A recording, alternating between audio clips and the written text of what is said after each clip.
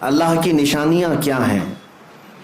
آپ نے قرآن کی آیت میں یہ سنا ہوگا، ان الصفا والمروۃ من شعائر اللہ۔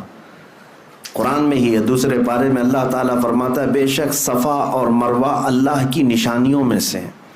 صفا مروہ کیا ہے؟ یہ دو پہاڑیاں ہیں، کعبے کے قریب دو پہاڑیاں ہیں، صفا اور مروہ۔ ان دو پہاڑیوں کو اللہ تعالیٰ فرماتا ہے کہ یہ اللہ کی نشانیوں میں سے ہیں۔ کس لیے نشانیاں ہیں؟ اور قرآن میں چوتھے پارے میں آپ پڑھیں گے، اللہ تعالیٰ فرماتا ہے ان اول بیت وضع للناس للذی ببکۃ مبارکا وہدی للعالمین فیہ آیات بینات مقام ابراہیم۔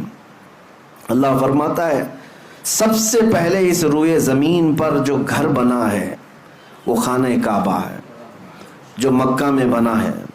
کس لیے؟ کہ وہ پوری دنیا کے لیے ہدایت کا ذریعہ بنے اور برکت کا ذریعہ بنے۔ اور اللہ فرماتا ہے اس میں کھلی ہوئی نشانیاں ہیں۔ خانہ کعبہ کو اللہ فرماتا ہے اس میں کھلی ہوئی نشانیاں ہیں۔ صفا اور مروہ کو کہتا ہے رب تعالیٰ کہ یہ اللہ کی نشانیاں ہیں۔ کیوں میرے عزیزو؟ اگر کوئی حاجی یہ عقیدہ لے کر کے آتا ہے تو میں سمجھتا ہوں اس کا حج اللہ تعالیٰ قبول کر لے گا۔ میں جو بات عرض کر رہا ہوں وہ یہ ہے کہ صفا اور مروہ دو چھوٹی پہاڑیاں ہیں۔ اب تو ان کی اونچائیاں سب ختم کر دی گئیں، تھوڑی تھوڑی سی نشانیاں باقی رکھا ہے ایک سعودی گورنمنٹ نے، باقی سب تو مٹا دیا۔ صفا اور مروہ پر کیا ہوا کیا تھا آپ کو یہ بھی پتا ہے۔ سیدہ ہاجرہ حضرت ابراہیم علیہ السلام کی اہلیہ، حضرت اسماعیل علیہ السلام کی ماں، 6 ماہ کے حضرت اسماعیل علیہ السلام، قریب چھوٹے سے بچے، ان کی پیاس کی شدت کو بجھانے کے لیے وہ دوڑ لگا رہی تھیں۔ کبھی صفا پر چڑھ کر دیکھتی کہ کہیں پانی نظر آتا ہے، وہاں سے بھاگتی ہوئی مروہ کی طرف جاتی۔ یہ دونوں پہاڑیوں میں تقریباً آدھا کلومیٹر کا فاصلہ ہے، یا ہو سکتا ہے اس سے تھوڑا آس پاس ہوگا، 500 سے 700 میٹر کے درمیان ایک پہاڑی سے دوسری پہاڑی۔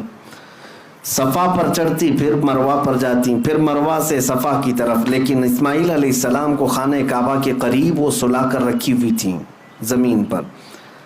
روایات میں ہے کہ انہوں نے 7 چکر لگائے، پھر اللہ تعالیٰ نے اسماعیل علیہ السلام کی ایڑیوں کے نیچے سے زمزم کا پانی پیدا فرمایا، جس کو آج پوری دنیا پیتی ہے، سیراب ہوتی ہے، برکتیں بھی حاصل کرتی ہے۔ اب مجھے جو بات عرض کرنی ہے وہ یہ ہے کہ سیدہ ہاجرہ نے دوڑ لگائی اسماعیل علیہ السلام کی پیاس بجھانے کے لیے، صفا سے مروہ، مروہ سے صفا، صفا سے مروہ، مروہ سے صفا، یہ ٹوٹل 7 چکر ہوئے۔ اس کے بعد یہ بات اس واقعے کو ہو کر کے ہزاروں سال ہو گئے، لیکن آج بھی حاجی وہاں پر دوڑ لگا رہے ہیں۔ ہر عمرہ پر جانے والا وہاں پر دوڑتا ہے۔ میرے عزیزو یہ کیا بات ہے؟ اللہ تعالیٰ نے اپنی اس محبوب بندی کی ادا کو قیامت تک آنے والے حاجیوں کے لیے واجب کر دیا۔ یہ اللہ کی نشانی ہے، دونوں پہاڑیاں۔ اب تم دوڑو گے، جو بھی حج کے لیے آئے گا، عمرہ کے لیے آئے گا، دوڑے گا۔ اب مجھے آپ یہ بات بتائیں، کیا آپ بھی کسی کی پیاس بجھانے کے لیے دوڑتے ہیں؟ کیا آپ بھی وہاں پر کسی کو پانی پلانے کے لیے دوڑتے؟ نہیں۔ آپ سب کو پتا ہے ہم آج وہاں پر دوڑ کسی کی پیاس بجھانے کے لیے نہیں، بلکہ اللہ کی ایک محبوب بندی کی ادا پر عمل کرنے کے لیے دوڑتے ہیں۔ اب بات ایک نکتے کی میں عرض کرتا ہوں۔ اللہ کی نشانیوں میں سے ایک نشانی ہے، کیا ہے؟ صفا اور مروہ۔ توجہ چاہتا ہوں، بہت ہی ایک اہم نکتے کی طرف آپ کی طرف توجہ لے جا رہا ہوں۔ اسماعیل علیہ السلام کون ہیں؟ اللہ کے نبی ہیں، بلکہ ابھی شیر خوار ہیں، دودھ پیتے ہوئے ہیں۔ اب یہاں سے مفسرین فرماتے ہیں سیدہ ہاجرہ وہ نبی نہیں ہے، نبی کی بیوی ہے اور نبی کی ماں ہے، لیکن جو دوڑ لگا رہی تھی کس کے لیے دوڑ لگا رہی تھی؟ اسماعیل علیہ السلام کے لیے۔ مفسرین فرماتے ہیں ایک نبی کی پیاس کے لیے اگر کوئی دوڑے تو اللہ اس کو نشانی بنا دیتا ہے۔ ایک نبی کی پیاس کے لیے اگر کوئی دوڑے اللہ اس کو نشانی بنا دیتا ہے۔ اے میرے عزیزو، اگر میرے مصطفیٰ کی عزت کے لیے کوئی دوڑے تو یاد رکھنا قیامت تک اس بندے کو بھی اللہ نشانی بنا دیتا ہے۔ بے نشانوں کا نشان مٹتا نہیں، مٹتے مٹتے نام ہو ہی جائے گا۔